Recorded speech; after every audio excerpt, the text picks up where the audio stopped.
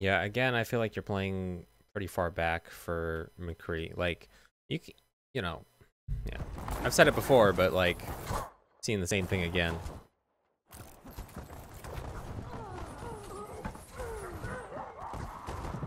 Yeah, this fight's over. Like, when you left the fight to take this high ground, right? Like the fight ended while you weren't there. You know what I mean? Like 30 seconds remaining.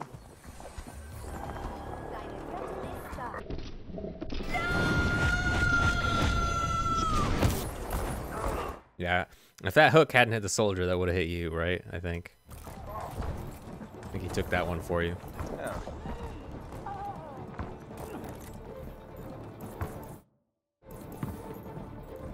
Yeah, I would have taken. I mean, you know, this high ground's.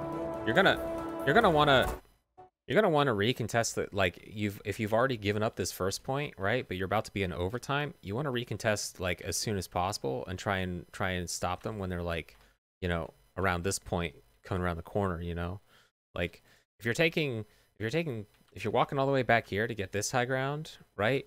Then you're basically planning on fighting them when they're here, right?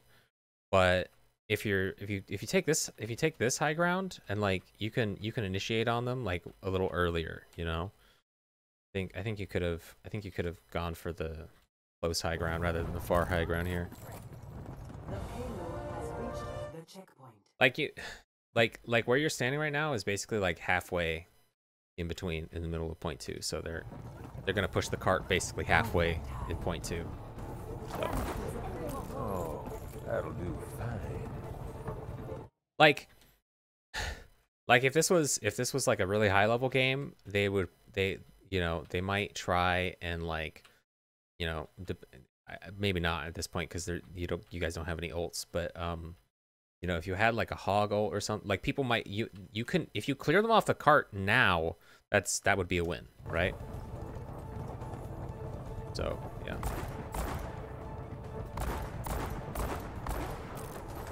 See, oh yeah, and your team ended up going there, but like, yeah, I think you should have taken that position. I think you should have taken that position before now, like before, instead of walking all the way up around here. And then your team realized, obviously, what I was just talking about. Yeah, if you had been standing in the middle of your team, you would be in a fucking perfect position to flashbang the Genji right now, right? You're playing so far back that you don't get to use your flashbang, which is like one of McCree's best tools in his whole kit.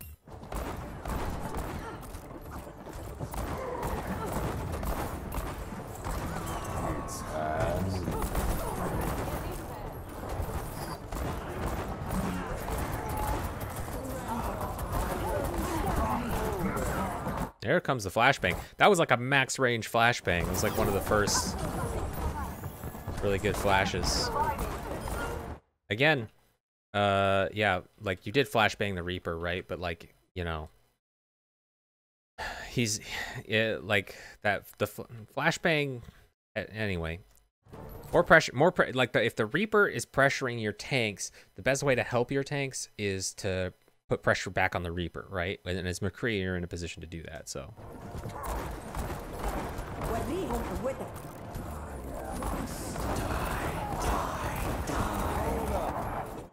I would have dropped for that flashbang. Like to stop the Reaper. I know he's nanoed, so it's scary, but like you don't know who you know, a big nano whatever his ult's called, a big, you know, nano ult like that can potentially like wipe your whole team. Like, so that would have been you're right above him. I would drop for that flashbang to guarantee. Yeah, the Reaper killed everybody. Yeah, there you go.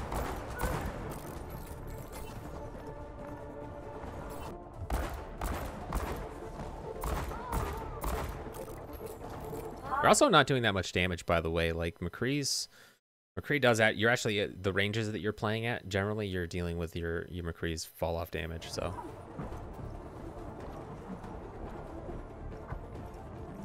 Unless you. Yeah, man. Okay, it's crazy to me that you're losing these fights. You're losing entire sections of the map in one team fight. Like take these fights a little earlier. You know, try and come back and fight these points like more than one time, you know, and try and you know, if you're going to die, try and stall the cart so that to give yourself the possibility of a recontest, because man, you are losing every point you know, in a single team fight, it feels like. You know, a good place to ult as McCree is standing on the edge of one of these wings, you know, like you actually, it gives you that like extra momentum. Yeah. Also, you don't block yourself from the ult. Oh, that was so risky. Wow.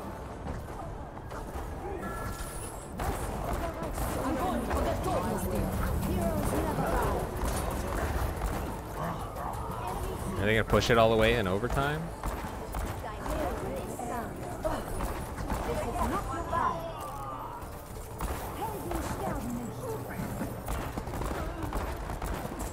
Yeah, I don't know.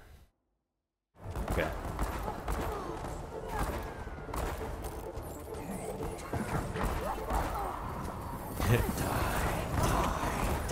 Flashbang, my guy. Flashbang those Reaper ults. Like yeah, you killed him, but he really almost killed, like I guess, yeah, like he really almost killed your Zarya, and I think your Mercy just like barely got out of there.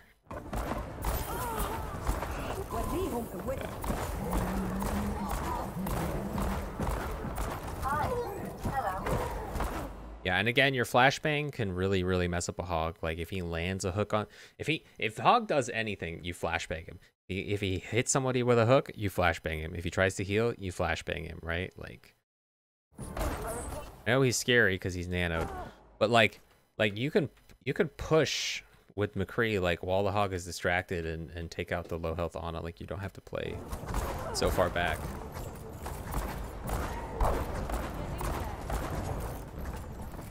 And because your Ana is low health from the Reaper ult.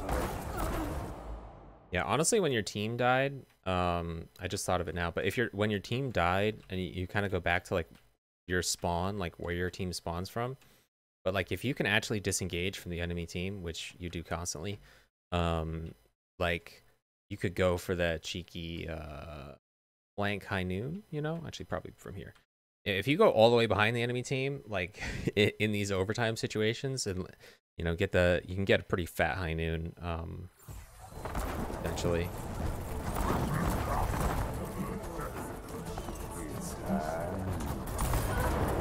Yeah. Man, yeah, that felt like such a great example of like a fight that was lost by degrees, you know? Like there's some really small mistakes, or like certain heroes that like weren't fully punished, or like got away with a tiny amount of health, and as well.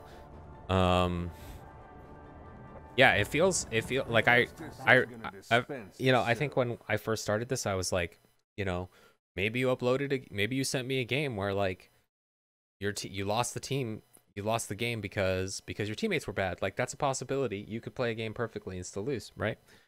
But man, the margins of victory on this match in particular are so thin that you absolutely could make the difference between winning and losing this match. Like one of the most to me, like the most clear, you could have won this match with like some minor improvements here and there, like certain you know, certain picks on certain characters.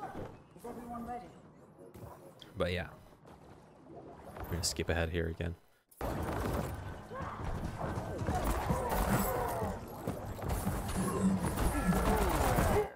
That's exactly what I was talking about, by the way. Okay, you didn't land the second set of right clicks, but like, man, flashbanging a hog when he's dueling your other hog is like a recipe for success.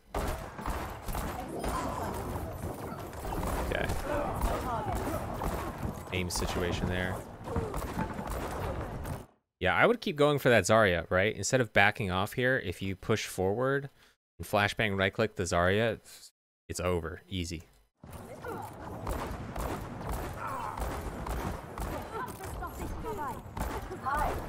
Yeah, you're getting panicky here, I feel like, whenever,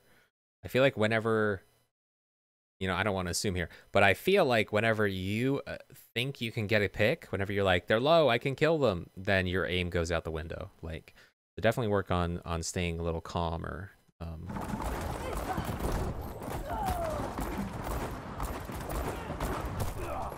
Yeah. Yeah, their team is kind of rallied here. See how their team is actually getting like multiple team fights out of, you know, out of the first, you know, the first point here. They actually kind of were losing, and now they're coming back from spawn, and they basically 1, 2, 3, 4, 5. They're almost all back. No idea where their other teammate is. Who am I missing? The BAP? No, that's your team. Oh yeah, okay, she's dead still.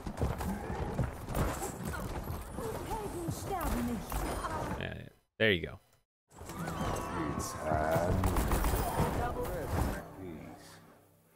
Nice.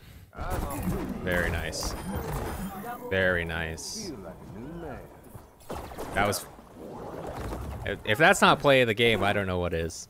That was great. 60 seconds remaining. Yeah, that's basically going to give you first point.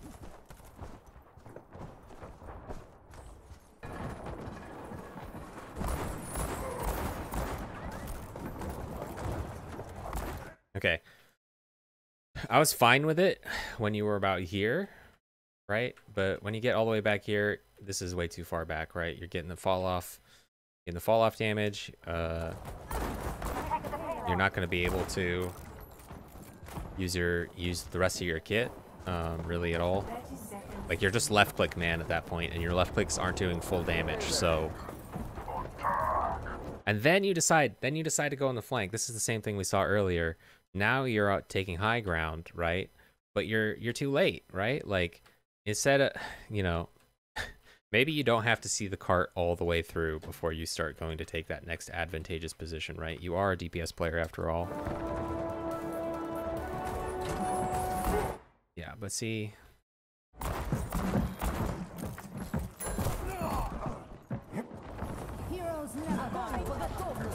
You're so out of the fight.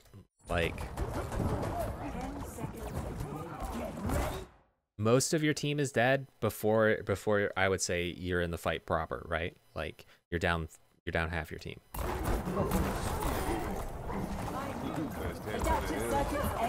Yeah, and you get the pick, right? But like, just so you understand, this is an uphill struggle at this point, right? McCree.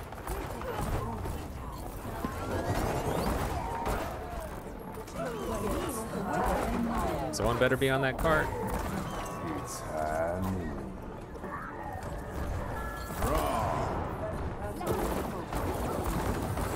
They res too? Uh-oh.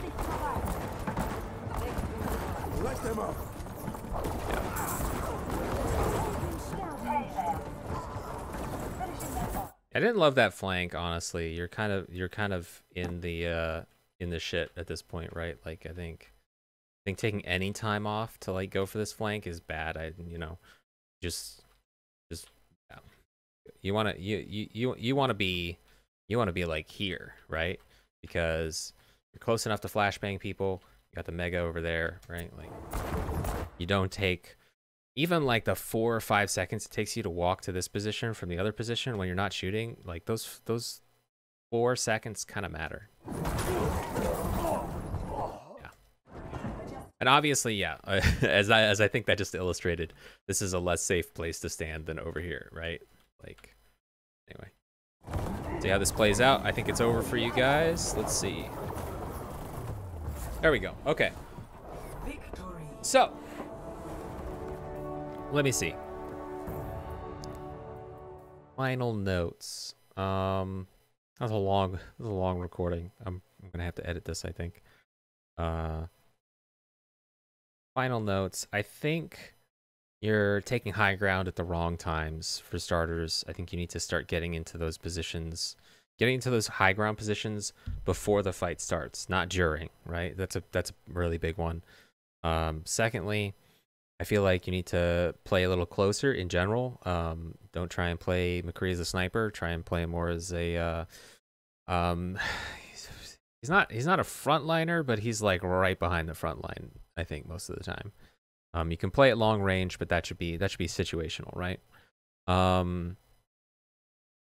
Like that should not be your game plan. Let's see what else.